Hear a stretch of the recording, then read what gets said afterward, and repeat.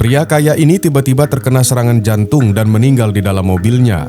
Soal warisan, pembagiannya mengejutkan semua orang. Putra satu-satunya yang dikenal pemalas malah mendapat 200 juta dolar. Sang istri mewarisi rumah mewah, saham dan kapal pesiar. Dan sisanya disumbangkan ke yayasan amal. Hanya putri bungsunya yang baik hati, Ami, justru hanya mendapat sebuah gudang bawah tanah tua yang rusak. Meski merasa diperlakukan tidak adil, Ami tidak bisa berbuat apa-apa selain menerimanya. Namun sebelum pergi, pengacara keluarga menyerahkan sebuah paket kuning kepadanya. Di dalamnya ada sebuah kunci dan flash disk. Ketika dibuka, flash disk itu ternyata berisi rekaman pesan dari ayahnya. Dalam video, sang ayah menjelaskan lokasi pasti gudang bawah tanah tersebut dan meminta Ami menjaga rahasia yang ada di dalamnya. Ami pun bingung, apa mungkin di dalam gudang rusak itu tersembunyi harta karun? Diam-diam Ami pergi ke bukit belakang sesuai petunjuk. Ia menemukan gudang besi tua tersembunyi di tengah hutan. Dengan kunci warisan, pintu baja pun terbuka. Saat masuk, suasana gelap gulita. Untungnya ada sistem listrik di dalamnya. Begitu lampu menyala, terlihat ruangan berasap dengan dekorasi mirip makam kuno. Semakin masuk ke dalam, Ami terkejut melihat seorang pria tua kurus terkunci di sebuah kamar rahasia. Apakah ini harta yang dimaksud ayahnya? Ami hampir melapor ke polisi, namun ia ingat pesan terakhir ayahnya untuk menjaga rahasia ini. Tak lama kemudian, kakaknya mulai curiga. Ia bertanya apakah Ami merasa warisan itu tidak adil, lalu menawarkan pembagian ulang. Tapi Ami yakin ayahnya punya alasan, sehingga menolak dengan tegas. Malam harinya, Ami kembali ke gudang dengan mengenakan masker. Anehnya, pria tua itu tampak mengenalnya dengan baik. Ia bisa menyebut kebiasaan masa kecil Ami, bahkan tahu ayahnya sudah meninggal. Ami pun kaget dan menuntut penjelasan. Pria itu mengaku bernama John.